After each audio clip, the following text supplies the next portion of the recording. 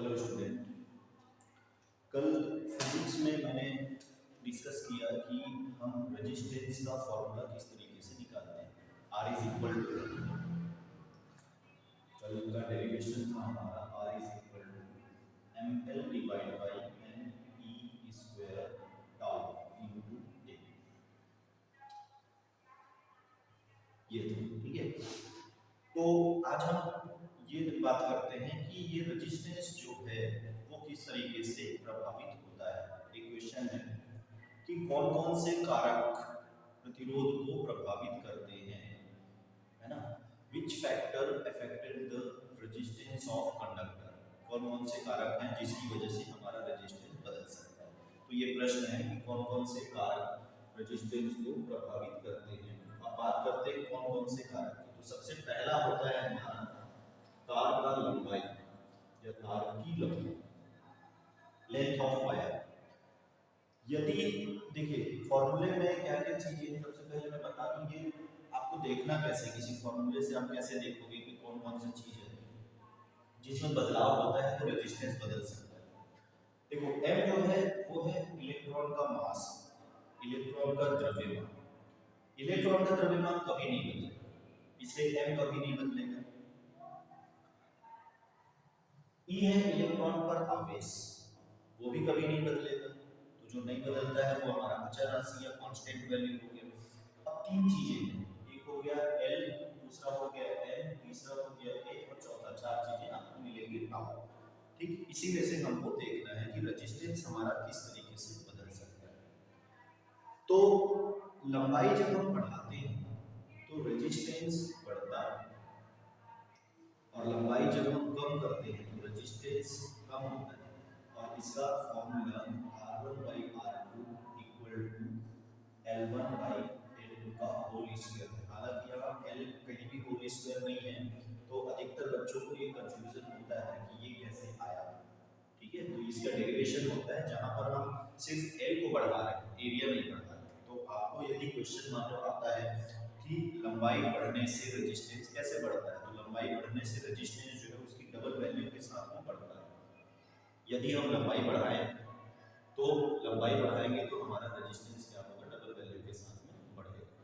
इसलिए होता क्या चीज है कि जब हम गर्मी का दिन जब आता है, गर्मी का दिन आता है, टेम्परेचर बहुत ज़्यादा हाई हो गया, टेम्परेचर हाई हो गया तो क्या होगा, रेजिस्टेंस, क्योंकि टेम्परेचर बढ़ने से लंबाई बढ़ती है, टेम्परेचर बढ़ेगा लंबाई बढ़ेगी, लंबाई बढ़ेगा रेजिस्टेंस बढ़ेगा, और जब रेजिस्टेंस बढ़ता है तो हीट ज़्यादा जनरेट होती है। ये हम लोग बाद में और पढ़ेंगे जूल्स लॉ, फिर भी बीच में ये थोड़ा इंट्रोडक्शन में ले लेते हैं। इसको जूल्स लॉ बोलते हैं।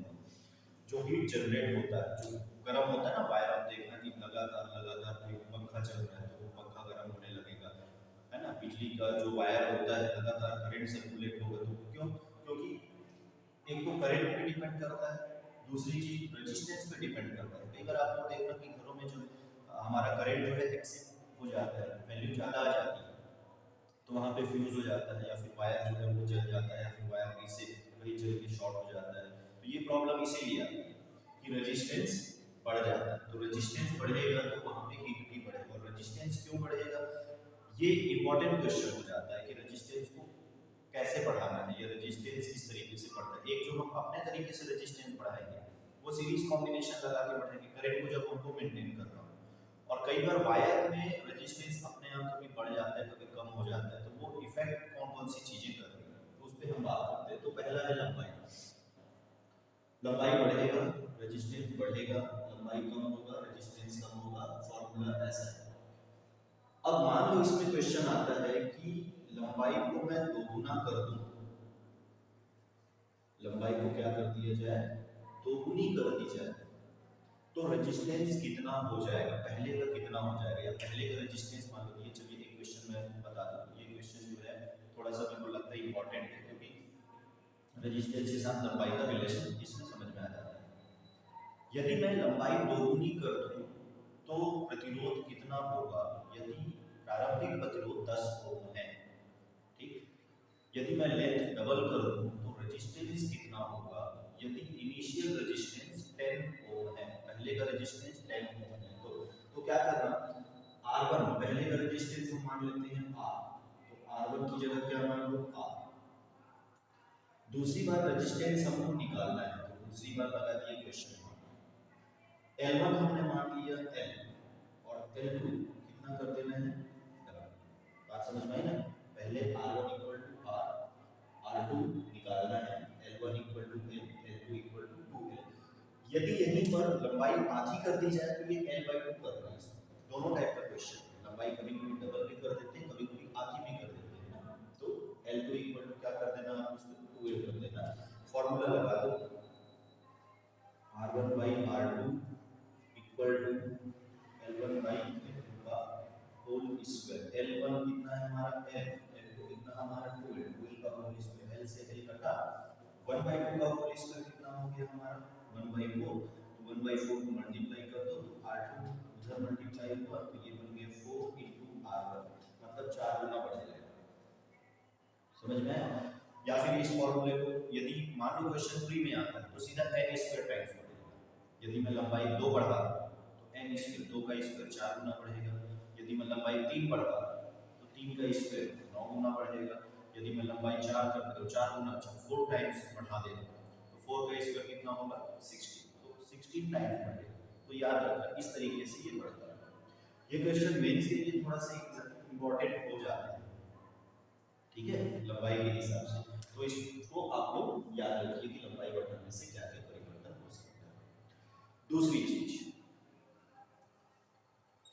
एरिया, एरिया बढ़ाने से क्या होगा, तो दूसरा चीज है क्षेत्रफल, तार का क्षेत्रफल। तार का क्षेत्रफल मैंने आप लोगों को समझाया था, ये क्रॉस सेक्शनल एरिया, ये यूनिफॉर्म क्रॉस सेक्शनल एरिया की बात करते हैं।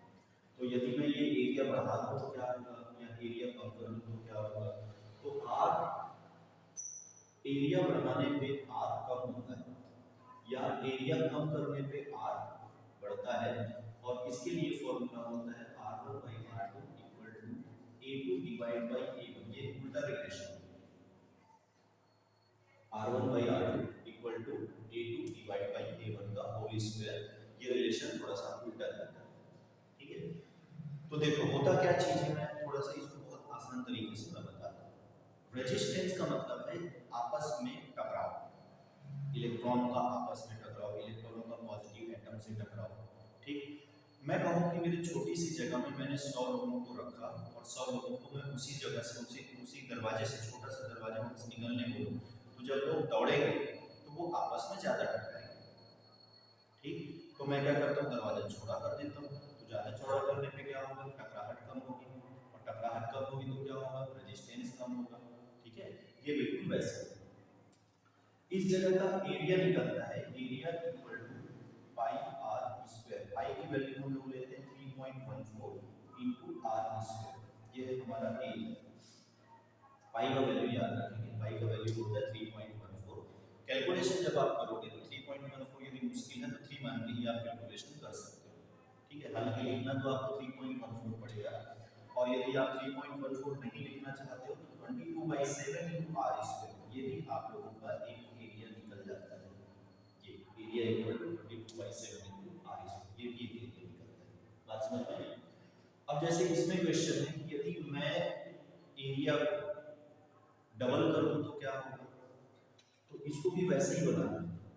R1 इक्वल टू ले लेना R, R2 हमको क्या करना है, निकालना है।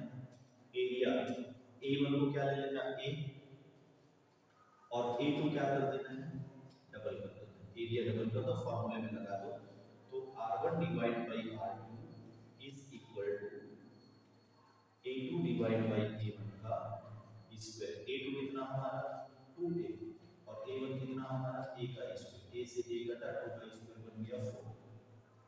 तो R2 इक्वल टू आ गया R1 बाय 4, ये हमको R2 का वैल्यू मिल गया, मतलब 1/4 1 बाय n स्क्वायर हो जाएगा, 1 अपॉन n स्क्वायर।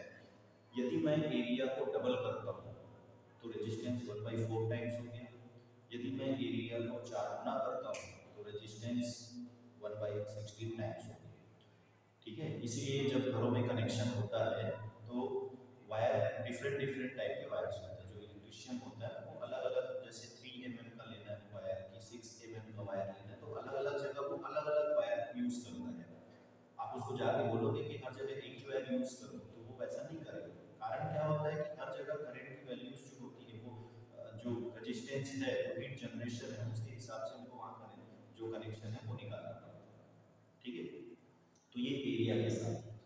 अच्छा, यदि मैं रेजिस्टेंस बढ़ाऊं तो ये फॉर्मूला थोड़ा बदल जाएगा। ये रेजिस्टेंस, ये रेडियस यदि मैं बढ़ाता हूँ तो ये फॉर्मूला बदल जाएगा, R1/R2 equal to R2 divide by R1 to the power 4 हो जाएगा, या डायमीटर में ले लूं तो D2 divide by D1 to the power 4 हो जाएगा।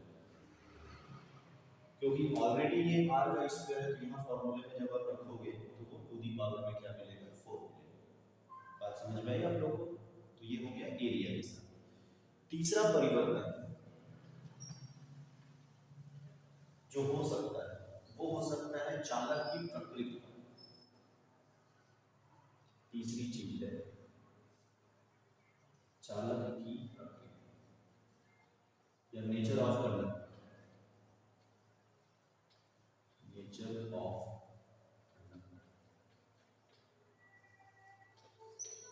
जो कंडक्टर होता है वो कंडक्टर में इलेक्ट्रॉनों की संख्या या फ्री इलेक्ट्रॉनों की संख्या अलग अलग होती है।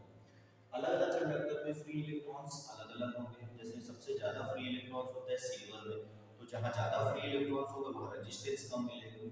ठीक है, क्योंकि R = 1/n, नीचे में आया ना n, जो असली फॉर्मूला है, असली फॉर्मूले में n नीचे में है। तो फ्री इलेक्ट्रॉन बढ़ेगा, तो फ्री इलेक्ट्रॉन बढ़ेगा तो रेजिस्टेंस क्या होगा, कम होगा। ठीक है, हमारा सबसे अच्छा चालक होता है सिल्वर, तो सिल्वर में फ्री इलेक्ट्रॉन्स ज्यादा है, उसका रेजिस्टेंस कम है। इसीलिए यदि हम सिल्वर वायर इस्तेमाल करें मान लो तो उसमें हीट जनरेशन भी कम होगा, हमारा रेजिस्टेंस कम होगा तो उसका हीट जनरेशन भी कम होगा। सिल्वर वायर का हीट जनरेशन कम होगा, रेजिस्टेंस कम होगा तो हीट भी कम मिलेगा। पर सिल्वर वायर इस्तेमाल करते नहीं, क्योंकि मैंने पहले ही बताया कि सिल्वर की प्राप्ति बहुत कम है, महंगा होता है। आप घर में लगा लोगे तो आप बिक जाओगे, जितना बिजली का बिल नहीं दोगे उससे ज़्यादा तो सिल्वर वायर को दोगे, है ना। तो इसलिए कॉपर वायर इस्तेमाल करते हैं, बाहर में एल्यूमिनियम का वायर इस्तेमाल करते हैं। इसलिए कॉपर वायर की चोरी भी बहुत होती है, कॉपर वायर भी बहुत महंगे में बेचता है। जो मोटरों की बाइंडिंग की जाती है वो कॉपर वायर की बाइंडिंग होती है। अभी जो गर्मी का टाइम आ रहा है ना, अभी गर्मी के टाइम में कूलर खराब होता है, पंखा खराब होता है, तो वाइंडिंग्स जो लगती हैं उसमें, वो वाइंडिंग जो होती है वो कॉपर वायर की होती है। ठीक, तो ये हो गया नेचर ऑफ कंडक्टर, कंडक्टर के नेचर के हिसाब से। और चौथी चीज है हमारा टेम्परेचर या ताप। रेजिस्टेंस और ताप के बीच का फॉर्मूला होता है 1 + α × T। यदि प्रश्न आ जाए, अब इसमें देखिए इंडिविजुअल प्रश्न भी पूछा जा सकता है कि लंबाई बढ़ाने से क्या होगा, एरिया बढ़ाने से क्या होगा, प्रकृति पर किस प्रकार निर्धारित होता है ना, या फिर ताप बढ़ाने से क्या होगा। तो ताप बढ़ाने से होता ये है कि जैसे जैसे हम टेम्परेचर बढ़ाते जाते हैं, टेम्परेचर बढ़ाने से हमारा रेजिस्टेंस, धातुओं का और मिश्र धातुओं का जो रेजिस्टेंस होता है ना, कंडक्टर और एलॉय, मेटल और एलॉय, ये इसका जो रेजिस्टेंस है वो बढ़ता है टेम्परेचर बढ़ने से। सेमीकंडक्टर का रेजिस्टेंस कम होता है, तो इस चीज को भी थोड़ा सा प्री के हिसाब से थोड़ा सा इंपॉर्टेंट है। मेटल, एलॉय, मिश्र धातु, सबसे ज्यादा जैसे टेम्परेचर हमने बढ़ाया तो टेम्परेचर बढ़ाने से हमारा रेजिस्टेंस बढ़ेगा। किसका सबसे ज्यादा बढ़ेगा, मेटल का, उसके बाद एलॉय का। एलॉय का कम बढ़ता है लेकिन बढ़ता है। ठीक है, और सेमीकंडक्टर जो होता है, सेमीकंडक्टर मतलब अर्धचालक, अर्धचालकों का कम होता है रेजिस्टेंस। ठीक, तो इस तरीके से तो जब जब हम टेम्परेचर बढ़ाते हैं, टेम्परेचर बढ़ाने से हमारा रेजिस्टेंस बढ़ता है। जैसे गर्मी के दिनों में लाइट बोर्ड होने की अधिकतर संभावना गर्मी के दिनों में होता है ना, ओवरलोडिंग की प्रॉब्लम जो होती है वो गर्मी के दिनों में होती है। क्यों, एक तो ओवरलोडिंग है, जरूरत से ज़्यादा हम चीज़ें लगे, एसी लगा रहे हैं, सिंगल फेज में कनेक्शन में लोग एसी चला लेते हैं, एसी चलाने के लिए 3 फेज कनेक्शन आपके घर में चाहिए, पर लोग सिंगल फेज में अपना काम निकाल लेते हैं। कूलर चलता है, फ्रिज चलता है, सारी चीज़ें जो करंट की जिसको जरूरत है, तो रेजिस्टेंस तो ऑलरेडी बढ़ गया उसमें। दूसरी चीज़ टेम्परेचर बढ़ता है तो बाहर का जो वायर का कनेक्शन होता है, टेम्परेचर बढ़ने से उसका रेजिस्टेंस बढ़ता है, रेजिस्टेंस बढ़ेगा तो हीट बढ़ेगा। हीट बढ़ने से क्या होता है कि दो वायर है, मतलब दो वायर का ज्वाइंट है या कहीं ऐसा ज्वाइंट दिया हुआ है, तो यहाँ पे जब हीट जनरेट होगा तो हीट जनरेट होने से ये कनेक्शन कट जाता है, मतलब ये टर्मिनल हमारा हो जाता है ओपन, और ओपन टर्मिनल में कभी भी करंट नहीं जाता। इस चीज को थोड़ा सा याद रखेंगे, ठीक है। इतना बेसिक कॉन्सेप्ट बहुत है, इतना आप जान लिए तो आपके प्री मेंस के हिसाब से जितने क्वेश्चन हैं, इवन प्री के हिसाब से जो क्वेश्चन है वो कवर हो जाते हैं। इससे ऊपर कभी गया नहीं है ना, तो इससे ऊपर के आप क्वेश्चन भी देखोगे ना तो आपको ऐसा नहीं लगेगा कि ये, क्योंकि ये थोड़ा सा मैं ज़्यादा ही बता दे रहा हूँ आप लोग को, और मुझको लग रहा है कि इतना आप लोग को कर लेना चाहिए यदि आप मेंस की तैयारी कर रहे हो तो, ठीक है। तो हीट जनरेट करने से क्या होगा, ये इस तरीके करंट वहाँ पे वाइंडिंग चलेगा, करंट आई इक्वल टू 0। तो इतने फैक्टर्स हैं जिसकी वजह से हमारा रेजिस्टेंस बदल सकता है या कम हो सकता है। खासतौर पे बदलने वाली चीजें जो होती हैं वो बढ़ने वाली जो चीजें होती हैं उसको ध्यान रखेंगे। लेंथ हो गया, एरिया हो गया, नेचर ऑफ कंडक्टर हो गया, और ये हो गया टेम्परेचर। अब यहाँ पे इस फॉर्मूले को ध्यान से देखो। R0 का मतलब है पहले क्या रेजिस्टेंस था, T का मतलब है कितना टेम्परेचर था, 25 डिग्री टेम्परेचर था कि 27 डिग्री था। ये जो अल्फा होता है, अल्फा को बोलते हैं प्रतिरोध ताप गुणांक, या अल्फा को बोला जाता है टेम्परेचर कोएफिशिएंट, प्रतिरोध ताप गुणांक, या इसको बोलेंगे टेम्परेचर कोएफिशिएंट, ठीक है।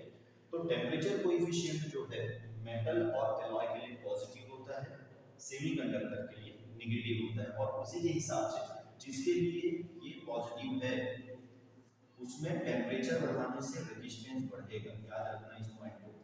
प्रतिरोध ताप गुणांक किसे कहते हैं, यदि ऐसा प्रश्न आता है तो प्रतिरोध ताप गुणांक जो है चालक की एक भौतिक प्रकृति होती है जिसके आधार पर यह निर्धारित किया जाता है कि ताप के साथ रेजिस्टेंस का परिवर्तन कैसे होगा। ये आप इसका डेफिनेशन दे सकते हो, ठीक है।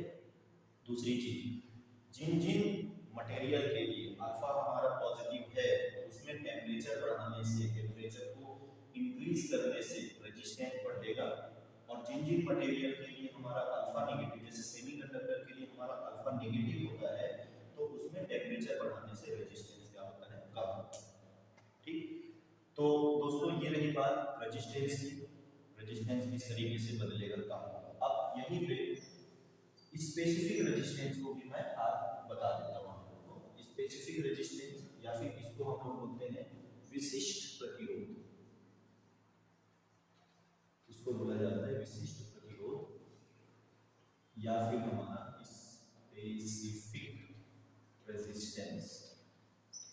स्पेसिफिक रेजिस्टेंस क्या होता है, तो स्पेसिफिक ये जो वर्ड है ना, विशिष्ट, विशिष्ट का मतलब है विशिष्ट जगह का प्रतिरोध। प्रतिरोध मतलब पूरी लंबाई की हम बात करेंगे, और विशिष्ट प्रतिरोध मतलब पूरी लंबाई की बात हम नहीं करेंगे। विशिष्ट प्रतिरोध मतलब किसी खास हिस्से का प्रतिरोध, ठीक। तो मान लो ये हमारा कंडक्टर है, ये, और इस कंडक्टर पे आप बैटरी लगाओ या ना लगाओ, इसका रेजिस्टेंस जो है, मान चलो बैटरी लगा दो, इसमें ऐसा प्लस माइनस भी वोल्टेज हमने बैटरी लगाया, इसकी लंबाई हो गई L और इसका क्रॉस सेक्शनल एरिया हो गया। तो रेजिस्टेंस का formula R is equal to N into L divide by N E square tau into A। इसमें इतनी चीज कांस्टेंट रहेगी। यदि मैं एक ही कंडक्टर की बात कर रहा हूँ तो कंडक्टर नहीं बदल रहे, जैसे आप कॉपर वायर की बात करोगे तो कॉपर वायर ही रहेगा, उसको नहीं बदलना है, ठीक है। तो उस स्थिति में ये जो है ये हमारा कांस्टेंट है, और m divide by n e square ताऊ जो कांस्टेंट है इसको हम लोग बोलते हैं विशिष्ट प्रतिरोध, और इसको बताते हैं हम लोग रो से, ठीक है। रो m डिवाइड बाई n, ये जो इतना हिस्सा है इसको बोलेंगे स्पेसिफिक रेजिस्टेंस, और इसको बोलेंगे रो से। तो ये फॉर्मूला थोड़ा चेंज हो गया, rho into l divide by a, या फिर rho is equal to r into a divide by l। ये मिल गया हमको विशिष्ट प्रतिरोध, ठीक। अब आपका क्वेश्चन आएगा कि विशिष्ट प्रतिरोध को परिभाषित कीजिए, डिफाइन स्पेसिफिक रेजिस्टेंस। तो आंसर आपको कहां से उठाना है, सबसे पहले आपको ये फॉर्मूला लेना है, rho equal to r a divide by l। अब क्या करना है आपको, L इक्वल टू कर लेना 1 मीटर और एरिया कर लेना 1 मीटर स्क्वायर। यदि हमारे पास कोई वायर है, उस वायर का लेंथ कितना होना चाहिए, 1 मीटर का वायर होना चाहिए, ठीक है, या 1 मीटर का उसका हिस्सा होना चाहिए और उसका एरिया 1 मीटर स्क्वायर होना चाहिए। तो रो किसके इक्वल आ जाएगा, आर के इक्वल आ जाएगा। ठीक, अब देखो, मान लो ये मेरा जो चालक, ये मैं ले लेता हूँ 10 मीटर और ये क्रॉस सेक्शनल एरिया मैंने ले लिया 3 मीटर स्क्वायर। ये क्रॉस सेक्शनल एरिया मैंने 3 मीटर स्क्वायर या 3 सेंटीमीटर स्क्वायर जो भी इसकी यूनिट है, और ये लेंथ मैंने ले लिया है 10 मीटर का। ठीक है, तो इस पूरे वायर के लिए मैं डिफाइन करता हूँ इसको रेजिस्टेंस। पूरा वायर यदि मैं बोल रहा हूँ तो पूरे वायर का रेजिस्टेंस, लेकिन इस पूरे वायर में एक हिस्सा हमारा 1 मीटर का हिस्सा ले लो, 1 मीटर का, और इसमें 1 मीटर स्क्वायर का एरिया ले लो। मतलब इतने हिस्से का जब रेजिस्टेंस मैं बताऊं तो इतने हिस्से का रेजिस्टेंस बताता है। ठीक है, तो विशिष्ट प्रतिरोध किसको बोलेंगे, किसी भी तार के 1 मीटर लंबाई और 1 मीटर वर्ग अनुप्रस्थ परिच्छेद क्षेत्रफल का जो रेजिस्टेंस है उसको बोलेंगे विशिष्ट प्रतिरोध। Specific resistance is the resistance where length is 1 metre and cross section area is 1 metre square. ठीक है, लेंथ क्या लेना है आपको, 1 मीटर लेना है, और क्रॉस सेक्शन एरिया क्या लेना है आपको, 1 मीटर स्क्वायर लेना है। तो उतनी जगह का जो रेजिस्टेंस है वो क्या होगा, हमारा स्पेसिफिक रेजिस्टेंस होगा। स्पेसिफिक रेजिस्टेंस की जो यूनिट होगी, जो हमारा स्पेसिफिक रेजिस्टेंस है, जैसे rho is equal to R into A divide by L, sorry, rho is equal to R into A divide by L. R की यूनिट होती है ओम, एरिया का यूनिट होता है मीटर स्क्वायर, और लेंथ का यूनिट होता है मीटर। तो मीटर से मीटर कटा, तो rho is equal to ohm metre, इसको बोलते हैं हम लोग रो। विशिष्ट प्रतिरोध, विशिष्ट प्रतिरोध ओम मीटर। बस विशिष्ट प्रतिरोध अब बदलता कैसे है, तो विशिष्ट प्रतिरोध फॉर्मूले में जो चीज है उसके हिसाब से लगते हैं। स्पेसिफिक रेजिस्टेंस जब हम लोग लेते हैं तो m divide by n e square into tau, है ना। कई बार ऐसा आ जाता है कि यदि वायर का लेंथ हम बदल दें तो स्पेसिफिक रेजिस्टेंस क्या होगा, रेजिस्टेंस क्या होगा और स्पेसिफिक रेजिस्टेंस क्या होगा। तो रेजिस्टेंस क्या होगा ये मैं आपको बताया, स्पेसिफिक रेजिस्टेंस क्या होगा, कुछ नहीं होगा, उतने का उतने ही रहेगा, फॉर्मूले में कहीं भी लेंथ और एरिया नहीं है। तो विशिष्ट प्रतिरोध जो है लंबाई और क्षेत्रफल पर निर्भर नहीं करता है। ये आप, यदि आपके पास ये क्वेश्चन आता है विशिष्ट प्रतिरोध किसे कहते हैं, तो आप उसकी बेसिक प्रॉपर्टी में आप ये लिख दें कि विशिष्ट प्रतिरोध लंबाई और क्षेत्रफल पर निर्भर नहीं करता है। आप लंबाई कितनी बढ़ा लो, आप क्षेत्रफल कितना भी बढ़ा लो, आपका जो स्पेसिफिक रेजिस्टेंस है वो चेंज नहीं होगा। हाँ, कब चेंज होगा, टेम्परेचर बढ़ाने पे चेंज होगा। टाउ, क्योंकि टेम्परेचर बढ़ाने से क्या होता है, हमारा टाउ कम हो जाता है। ये इफेक्ट भी आता है, इसमें भी क्वेश्चन ऐसा आ सकता है कि टेम्परेचर बढ़ाने से शांति काल पर क्या प्रभाव पड़ता है, टेम्परेचर बढ़ाने से हमारा रिलैक्सेशन टाइम कैसे प्रभावित होता है। तो देखो, टेम्परेचर बढ़ाएंगे तो इलेक्ट्रॉन की वेलोसिटी बढ़ेगी, इलेक्ट्रॉन की वेलोसिटी बढ़ेगी तो बहुत तेज चलने लगेंगे, तेज चलने लगेंगे तो जल्दी टकराएंगे, मतलब हमारा रिलैक्सेशन टाइम क्या होगा, कम होगा। जल्दी टकराएंगे मतलब भाई कोलिजन के बीच का जो टाइम होता है ना, वही रिलैक्सेशन टाइम है। तो रिलैक्सेशन टाइम कम होगा, रिलैक्सेशन टाइम कम होने से रो भी बढ़ता है और आर भी बढ़ता है। जैसे इसको साधारण भाषा में मैं बोलूँ कि कहीं पे बहुत ज़्यादा एकदम भीड़ जमी हुई है, बहुत मेला है, बहुत सारे लोग हैं, और एकदम धीरे धीरे धीरे धीरे एकदम सुस्ती से चल रहे हैं, तो आप क्या करो, एक छोटा सा बम ले जाके बीच में कहीं फोड़ दो, उसके बाद देखो लोगों की वेलोसिटी कितनी बढ़ जाती है। समझ में आया ना, तो लोगों की वेलोसिटी बढ़ेगी, वेलोसिटी बढ़ेगी तो बहुत जल्दी लोगों से टकराएंगे, तो रिलैक्सेशन टाइम कम होगा, तो रेजिस्टेंस वहां पे बढ़ता है। ठीक, दूसरी चीज है नेचर ऑफ कंडक्टर, कंडक्टर के नेचर। कंडक्टर का नेचर कैसा है, जहां पर n की संख्या ज्यादा है, n का मतलब इलेक्ट्रॉनों की संख्या जहां पर ज्यादा है वहां पर रो जो होगा वो कम होगा, फ्री इलेक्ट्रॉन्स जहां ज्यादा है रो वहां पे कम होगा, और फ्री इलेक्ट्रॉन्स जहां पे कम है वहां पे रो ज्यादा है। ठीक, ये बात हो गई आपकी विशिष्ट प्रतिरोध। अगला है यहाँ पे चालकता या कंडक्टिविटी, चालकता या फिर इसको बोलते हैं कंडक्टिविटी। ये होता है हमारा के। चालकता, तो चालकता जो होता है वो रेजिस्टेंस का इनवर्स होता है, या किसी चालक के प्रतिरोध के व्युत्क्रम को उसकी चालकता कहते हैं। देखिए चालकता आपको सिलेबस में लिखा हुआ नहीं मिलेगा, लेकिन क्योंकि चालकता जो होता है वो रेजिस्टेंस से रिलेटेड है, इसलिए ये थोड़ा सा इंपॉर्टेंट हो जाता है। ठीक है, चालकता आपको हो सकता है कि कहीं आप जाओ कोचिंग में पढ़ाया भी ना जाए, बात में ही पे खत्म हो जाती है कि जितना सिलेबस में लिखा है हम उतना पढ़ा देते हैं, पर क्वेश्चन उतना नहीं आता। आप मेंस पे भी क्वेश्चन देखोगे तो आपको कई बार एकदम आप चकरा जाओगे कि क्वेश्चन कहाँ से उठा के दे दिए। तो यदि वो टॉपिक लिखा मतलब उस टॉपिक से रिलेटेड चीज है तो वो आ सकता है। यदि ओम का नियम लिखा, यदि रेजिस्टेंस लिखा है तो रेजिस्टेंस से जितनी चीजें रिलेटेड है वो चीजें आ सकती हैं। ठीक है, चाहे वो फिजिक्स में न्यूमेरिकल में जाए या फिर कभी कभी न्यूमेरिकल भी उठा के दे सकता है जो आपके लेवल का हो। तो चालकता होता है प्रतिरोध का व्युत्क्रम। यदि रेजिस्टेंस ज्यादा है इसका मतलब चालकता कम है, और रेजिस्टेंस कम है इसका मतलब चालकता ज्यादा है। ओम का नियम जो है बेसिकली चालकता को और रेजिस्टेंस को दोनों को परिभाषित करता है। ओम के नियम से हमको आर भी पता चलता है और के भी पता चलता है, दोनों पता चल जाता है। ठीक है, हम लोग जो बेसिक ओम का नियम पढ़ते हैं उससे हमको रेजिस्टेंस पता चलता है, हम लोग की बुक में जो लिखा हुआ है। बट ओम का जो नियम था वो ऐसा नियम था कि I is proportional to V होता है। बेसिकली देखा जाए तो आप जब वोल्टेज लगाओगे तो आपको करंट मिलेगा, और जितना ज्यादा वोल्टेज लगाओगे उतना ज्यादा आपको करंट मिलेगा। ठीक है, पर हम लोग इसको नहीं पढ़ते तो इसलिए आप लोग इसको छोड़िए।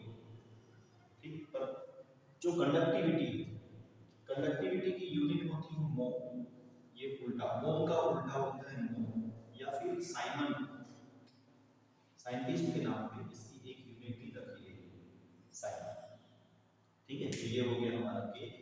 इसी में आता है स्पेसिफिक कंडक्टिविटी या विशिष्ट चालकता।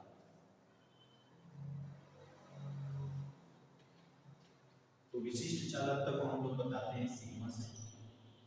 तो सिग्मा इज इक्वल टू 1/2।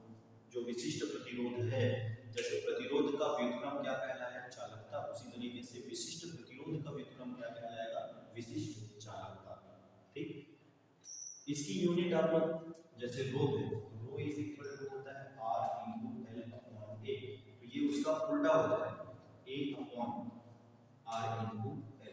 तो metre square divide by ohm metre, तो मीटर पर ओम ये इसकी यूनिट होगी। ठीक है, ये इसमें एक आता है धारा घनत्व। ये छोटा छोटा डेफिनेशन है, क्योंकि कई बार ऐसा होता है कि शॉर्ट आंसर के लिए डेफिनेशन ही उठा के पूछ देता है कि धारा घनत्व किसे कहते हैं, या चालकता किसे कहते हैं, या विशिष्ट चालकता किसे कहते हैं, तो वो मैंने आपको बता दिया। इसके बाद आता है आपका धारा घनत्व। धारा घनत्व को हम लोग बताते हैं जे से। जे इक्वल टू होता है I अपॉन A। धारा घनत्व का मतलब है प्रति एकांक क्षेत्रफल में प्रवाहित होने वाली धारा, है ना, the current of per unit area, the current flowing through per unit area. जैसे यहाँ पे एरिया 1 कर दोगे, प्रति एकांक का मतलब है एरिया 1 कर दो तो जे आई के इक्वल हो। ठीक है, तो इसका डेफिनेशन आप क्या लिखेंगे, प्रति एकांक क्षेत्रफल में प्रवाहित होने वाली धारा को धारा घनत्व कहते हैं। धारा घनत्व मतलब है सघनता।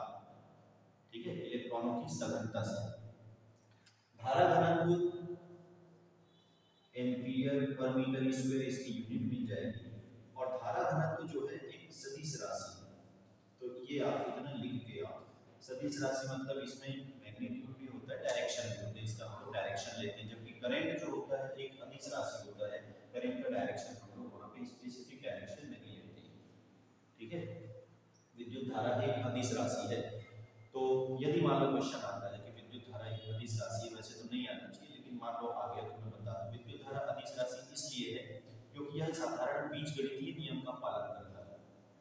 याद रखेंगे, विद्युत धारा अदिश राशि है क्यों, क्योंकि यह साधारण बीजगणितीय नियम का पालन करता है। ठीक, तो आज का जो क्लास था, आज की क्लास में बेसिक जो आपके डेफिनेशंस हैं या कौन कौन सी चीजें हैं, कब बदलेंगी, किस तरीके से बदलेंगी, ये मैंने आप लोगों को बता दिया है। ठीक है, अगली क्लास में इसके आगे का देखेंगे। अगली क्लास में विद्युत तीव्रता और विभवांतर में हम लोग बात करेंगे।